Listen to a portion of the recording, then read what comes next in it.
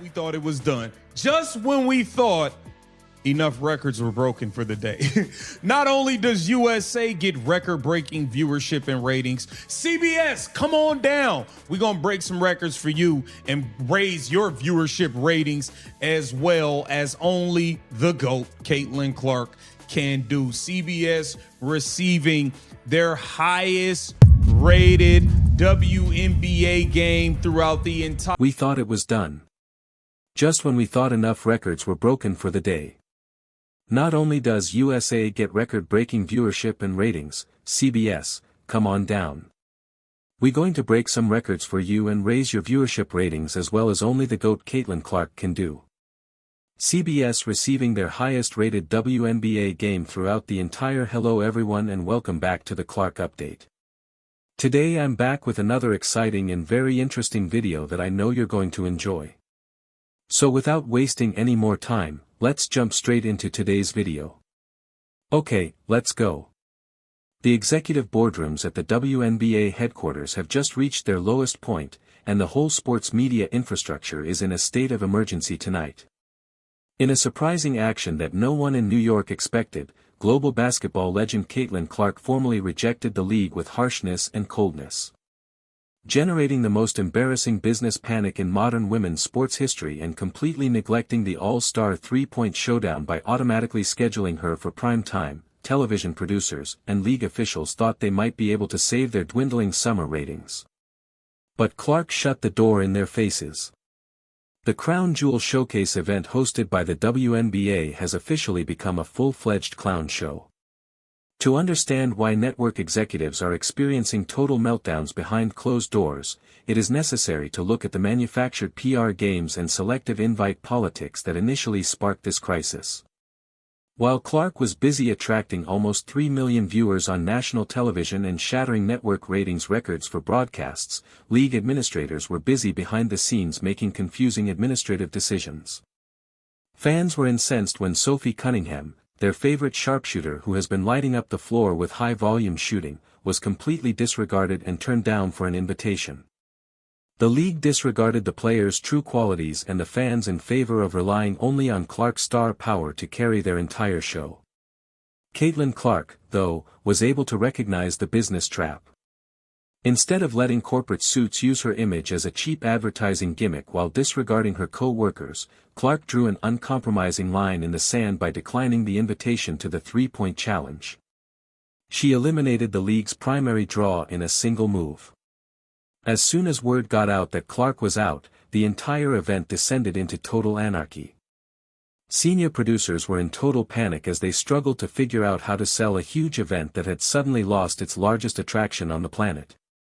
Corporate sponsors began sending out emergency emails and ticket resale markets crumbled. If you appreciate this content, consider giving this video a like and subscribing to the channel.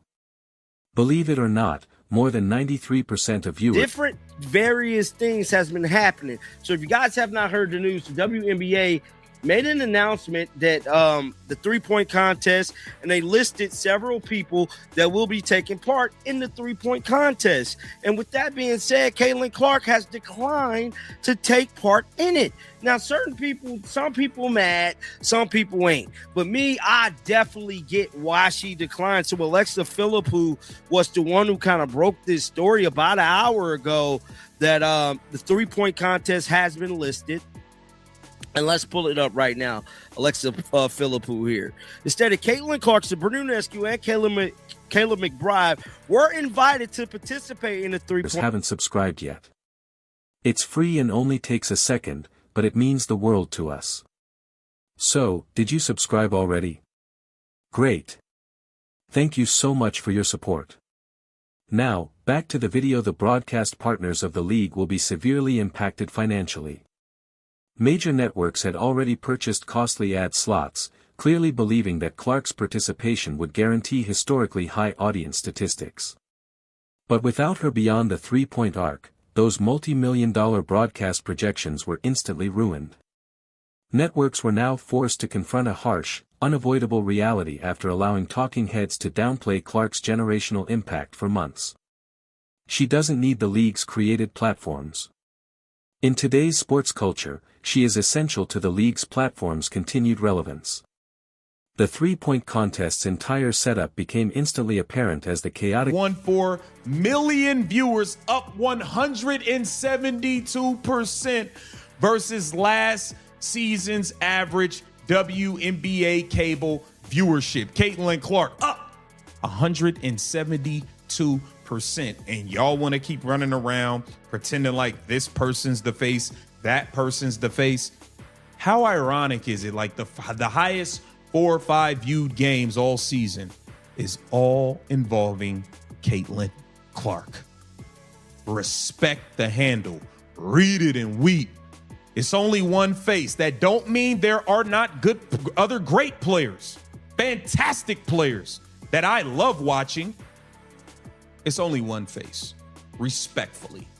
Caitlin Clark absolutely shutting it down. Look at the people. Only the queen can provide those kind of numbers. The face of the league, Jamel Hill. Caitlin is the face of the league. Now you know. Wow. Record WNBA TV game. It's another game where the face of the WNBA, Caitlin Clark, played. No surprise. Okay? Caitlin Clark absolutely shutting down the viewership. Here it says player of the week. Mess it truly is when Clark isn't on the court. Mainstream sports commentators who frequently endorse front office decisions were forced to sit live on television and admit that the event had turned into a complete embarrassment. Widespread boycott efforts were initiated by social media users, Caitlin Clark absolutely shutting down the viewership. Here it says player of the week. They sent millions of angry comments to the league's official accounts and pledged to turn off their televisions during the event. The message from the audience was clear, concise, and loud. As corporate gatekeepers disregarded genuine merit in favor of taking advantage of superstar talent, sports fans refused to watch. The fallout among player circles has led to an unprecedented level of locker room solidarity. Biggest miss of them all, the viral sensation, the second biggest name in the WNBA, the point princess herself, Sophie Cunningham, who's among the top 5 in three-point percentage from three-point range. Sophie Cunningham doesn't even get an invite to the three-point contest. Interesting. Let's get right into it, shall we? Like the video, hype the video. Let me know your thoughts in the comment section below and subscribe to the channel.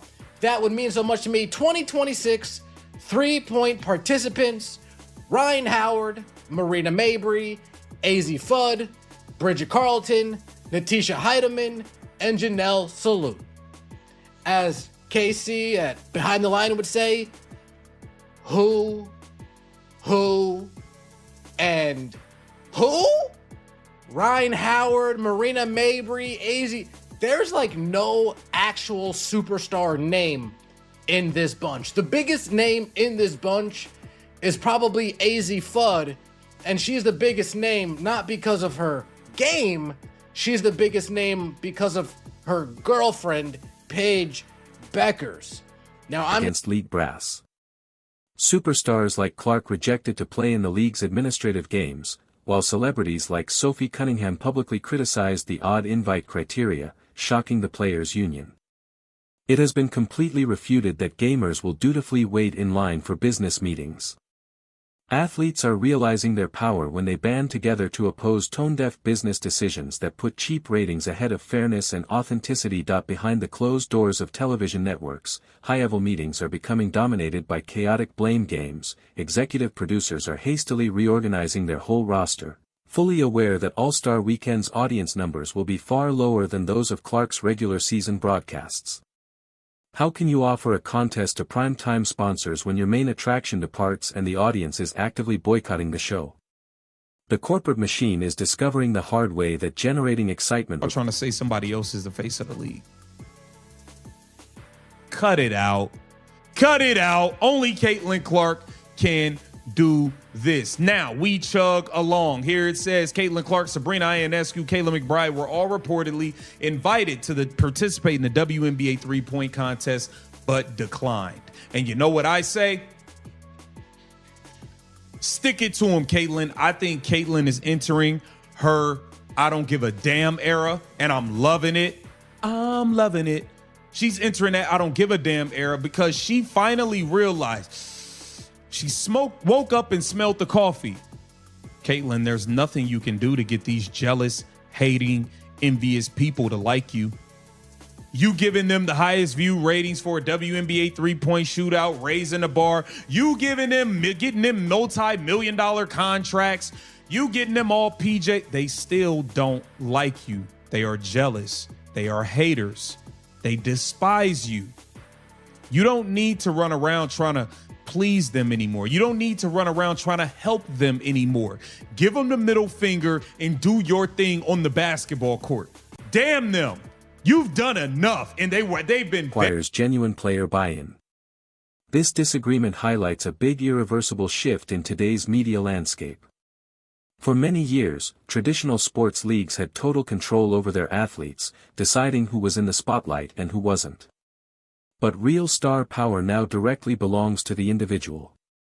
The basis of Caitlin Clark's captivating power and record-breaking performances is authentic quality. And a long-lasting relationship with millions of devoted followers. She takes the entire audience with her when she decides not to participate, leaving corporate committees empty-handed. The gatekeepers in the sports media who tried to downplay Clark's being named the Eastern Conference Player of the Week after she became the first player in WNBA history to record 45 points and 10 assists in a win over Seattle. Caitlin Clark became the fastest player also to reach 200 points off three-pointers. So this right here will be the three-point contest recipients. As you guys can see here, this is the banner I believe the WNBA put out here. And Caitlin Clark's name ain't on there, bro. Nope, it ain't on there. Buckets incoming. Meet the competitors for this year's three-point contest. Has over 240,000 views and 156 comments. For another year, Caitlin Clark is not in the WNBA three-point contest. Now, AZ Fudd is there. I don't know the current shooting percentage of Sophie and Caitlin right now, but I think it's pretty damn high. Sophie for sure. For somebody that's losing her fans, I would imagine Caitlin Clark will want to participate. She's disappointed, and she wants all the fame without putting in the work. You sound like a damn hater. And Caitlin Clark is not losing her fans. Caitlin Clark is protesting. I believe this is a silent protest. Remarkable financial impact are now reaping a substantial share of the meager rewards. For months, television commentators claimed that the league's sudden surge in popularity was equally distributed throughout all markets. But this boycott completely refuted that notion. As soon as Clark opted out, every sponsor, executive, and casual observer watching the fallout became acutely aware of the distinction between real cultural phenomenon status and manufactured hype, being named the Eastern Conference Player of the Week after she became the first player in WNBA history to record 45 points and 10 assists in a win over Seattle. Here it is. Somebody says Sophie on a variety of digital platforms. The fan response has developed into a notable movement. Millions of spectators have praised Clark's decision to skip the competition as a boss-level move against administrative arrogance. And talk shit about them and then blame Indiana Fever fans, and they come to find out it's not even them. That's the nasty part.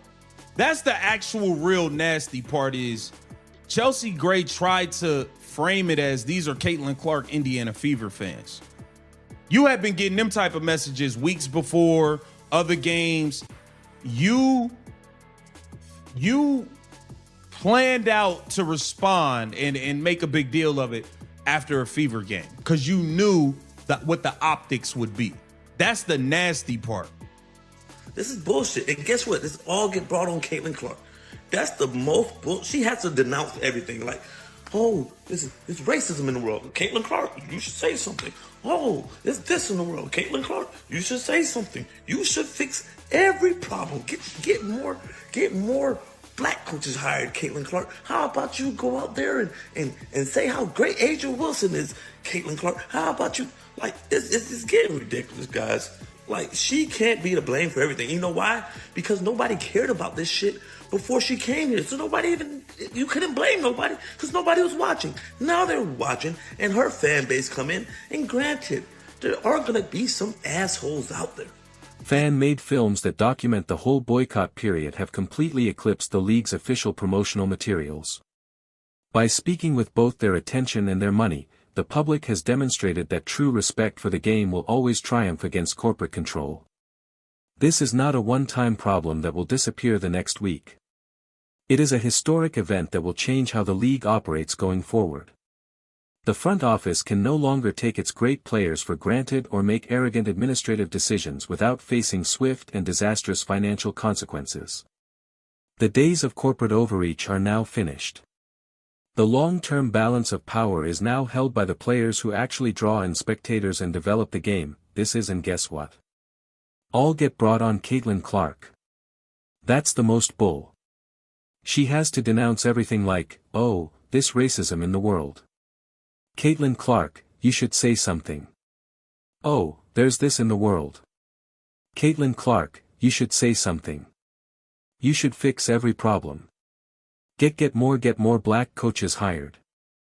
Caitlin Clark, how about you go out there and say how great Adrielle Wilson is, Caitlin Clark. How about you? Like, it's getting ridiculous, guys. Like, she can't be to blame for everything. You know why? Because nobody cared about this before she came here. So, nobody, even you couldn't blame nobody 'cause nobody was watching. Now they're watching and her fan base come in. And granted, there are going to be some out there that's how do you feel about Caitlin Clark utterly spoiling the WNBA's three-point battle and humiliating the front office by fighting corporate politics? Did she make the ultimate power move? Or did the league's disrespect for fan favorites like Sophie Cunningham undermine its own event? Please express your ideas in the space provided for comments below. In the comments, let us provoke a tremendous riot. Smash the like button to ensure that you never miss any breakdown that will shatter history. Hit subscribe with all alerts completely enabled and share this movie with any sincere admirers who desire the complete truth. Thank you for watching and we hope to see you at the next explosion.